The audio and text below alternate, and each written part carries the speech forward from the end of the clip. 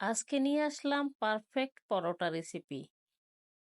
এটি বানানোর পর সবাই খেয়ে প্রশংসা তো করবে, এই গ্যারান্টি দিতে পারি। দেখুন পরোটাটা কতটা সফট এবং ভেতরে অনেকগুলো লেয়ার হয়েছে, দেখতে পাচ্ছেন। খুবই সফট একটি পরোটা। কি বানাবেন নাকি এই ঈদে? মাংসের সাথে যার স্বাদ হবে অসাধারণ। আসসালামু আলাইকুম, কেমন আছেন সবাই?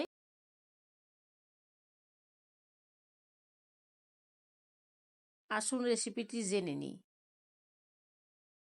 এখানে আমি দিয়ে দিলাম মেজারমেন্ট কাপের 3 কাপ ময়দা, 1 চা চামচ লবণ, 1 চা চামচ চিনি। এখানে আপনারা চিনি গুঁড়ো করেও নিতে পারেন, আস্তও দিতে পারেন। এখন পুরোটা ভালো করে মেখে নিব। এবার লাগবে কুসুম গরম পানি। এখানে আমি 1 কাপ কুসুম গরম পানি নিয়েছি। পানিটা আমরা একসাথে দিব না, আস্তে আস্তে দিব, যাতে আমাদের ডোয়ে পানির পরিমাণটা পারফেক্ট হয়। এখানে আমি 2-3 বার করে পানিটা মিশিয়ে নিব।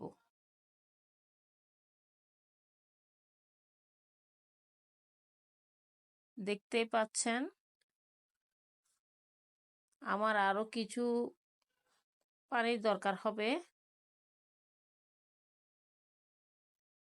আমি যদি প্রথমেই বেশি পানি দিয়ে দিতাম হয়তো আমার ডোটা পারফেক্ট হতো না।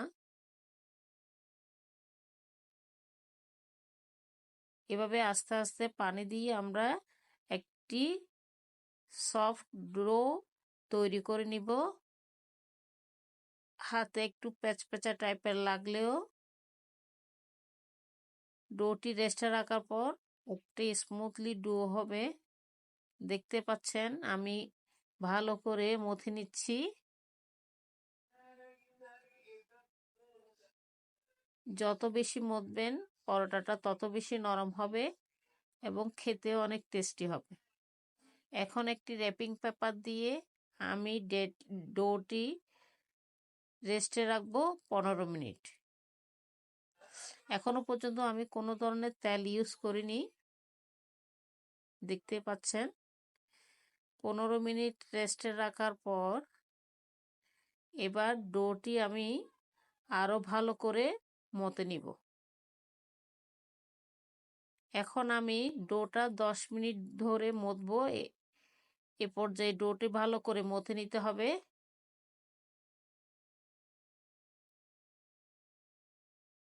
খুব ভালো করে ডোটি মথে নেওয়ার পর এখানে আমরা দিয়ে দিব 1 চামচ সয়াবিন তেল। প্রথম আমি তেল ব্যবহার করলাম। এবার ডোটি আরো একটু মথে নিব। যত বেশি ডোটি আমরা মথে নিব তত বেশি আমাদের পরোটা সফট এবং মজাদার হবে।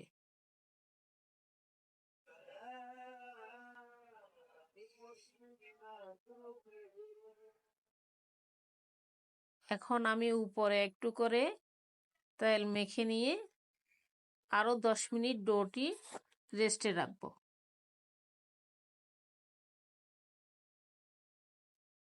দেখুন রেস্টে রাখার পর আমার ডোটি কতটা সফট হয়েছে।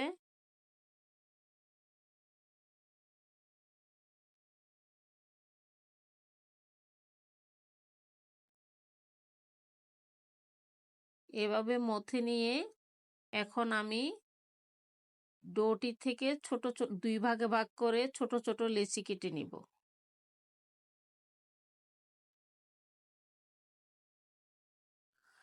আমার 3 কাপ ময়দায় 8টি লেচি হয়েছে।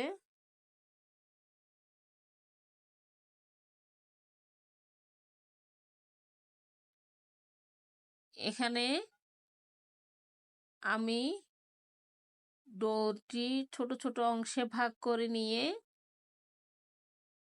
এগুলোকে গোল করে নিব। এখানে একটি ট্রিক্স হচ্ছে, ডোগুলো আমরা গোল করার পর 10 মিনিট রেস্টে রাখবো। এই 10 মিনিট রেস্টে রাখার ফলে আমার পরোটাটি বেলতে কোনো অসুবিধা হবে না, পরোটাটি ছোট হয়ে যাবে না। ঠিক যেভাবে বেলবো আমার পরোটাটির সাইজ ঠিক সেভাবেই থাকবে। আমি সবগুলো লেচি 8টি ভাগে ভাগ করে র্যাপিং পেপার দিয়ে মুড়িয়ে রাখবো 10 মিনিটের মতো। এবার পালা রুটি বানানোর। এখানে আমি একটি গোল রুটি করে নিচ্ছি।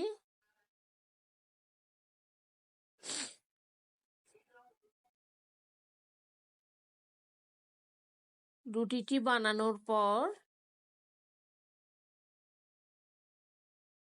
আমরা রুটিটি ব্রাশ করে নিব। তেল ব্রাশ করে নিব, কারণ আমাদের পরোটাটি হবে 4 কোনা পরোটা।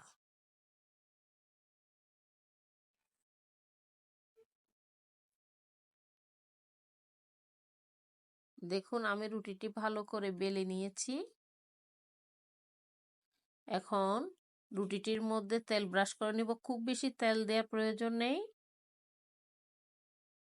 একটি ব্রাশের সাহায্যে আমরা তেল ব্রাশ করে নিচ্ছি এবং এর উপর এখন ছিটিয়ে দিব ময়দা। এটি ছিটাতে হবে, কারণ এটি ছিটিয়ে দিলে আমাদের পরোটাটি লেয়ারে লেয়ারে খুব সুন্দর করে বসবে।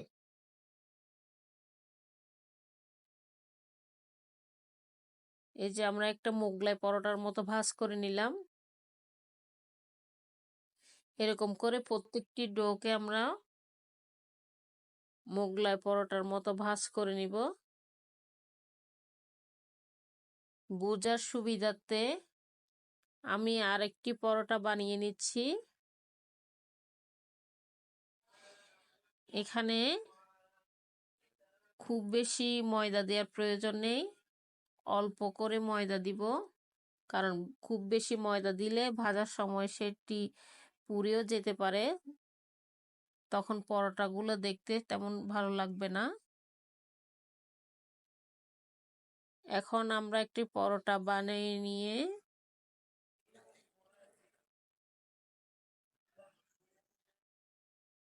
এর উপর সেম প্রসেসে তেল ব্রাশ করে নিব।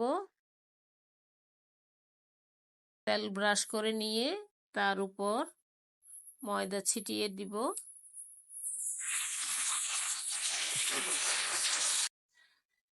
এই পর্যায়ে আমার ভিডিওটি ভালো লাগলে শেয়ার করবেন, সাবস্ক্রাইব করবেন, ফ্রেন্ডস ও ফ্যামিলির মাঝে শেয়ার করে দিবেন। আমি আরেকটি পরোটা মোগলাই পরোটার মতো ভাঁজ করে নিলাম। আমি প্রত্যেকটি পরোটা বানিয়ে নিয়েছি। এখন আমরা 4 কোনা করে পরোটাগুলো বেলে নিব। এখানে নতুনদের জন্য একটি ট্রিক্স হচ্ছে, পরোটাটি আমরা গোল রুটির মতো ঘুরাবো না, আমরা 4 কোনা ধরে আস্তে আস্তে কোনাগুলো বেলতে থাকবো, যাতে আমাদের পরোটাটা 4 কোনা হয়।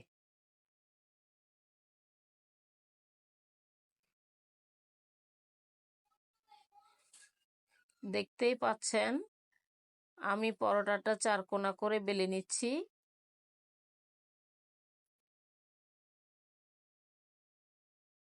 ঠিক যেভাবে বেলে নিচ্ছি নতুনরা সেভাবেই বেলে নেবেন। প্রথমে প্রথমে বেলতে একটু সমস্যা হতে পারে, কিন্তু কয়েকবার করার পর কাজটা আপনার কাছে সহজ হয়ে যাবে।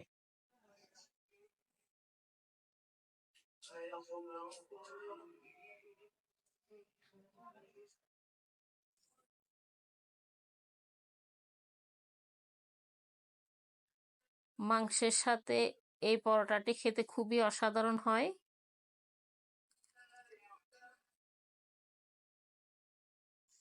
এই ঈদে এরকম একটি পরোটা বানিয়ে ঈদে অতিথি আপ্যায়ন করলে সবার মনই জয় করতে পারবেন আপনারা, এই গ্যারান্টি দিতে পারি।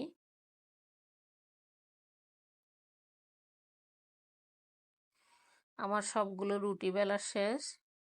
এখন একটি টিপস হচ্ছে, পরোটাটা দেওয়ার আগে আমরা যে প্যানে পরোটাটা ভাজবো, প্যানটা একটু গরম করে নিব। দেখতে পাচ্ছেন আমার পরোটার চারপাশে নিচের অংশে শুকনা হয়ে যাচ্ছে। নিচের অংশ শুকনা হচ্ছে, তার মানে আমার নিচের অংশে পরোটাটা হয়ে গেছে। এখন আমি উল্টিয়ে দিলাম। এখনো পর্যন্ত আমি কিন্তু তেল ব্যবহার করি নাই। আমার রুটিটি কিন্তু ফুলে গেছে, একটু সামান্য তেল ব্যবহার করলাম, এতে আমার রুটিটি ফুলকো হয়ে ফুলে উঠেছে। দেখুন মাশাআল্লাহ কত সুন্দর একটা কালার এসেছে। এভাবে আমরা সবগুলা পরোটা ভেজে নিব।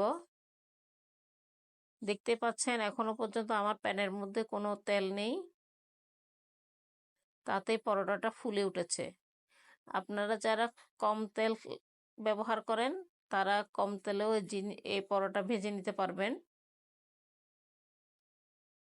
আমার সবগুলো পরোটা একই রকম ফুলকো হয়েছে, দেখতে পাচ্ছেন, এবং সবগুলো পরোটা খুব অসাধারণভাবে ভেজেছে আর কি। দেখুন প্রতিটি পরোটার মধ্যে কতগুলো লেয়ার দেখতে পাচ্ছেন আপনারা।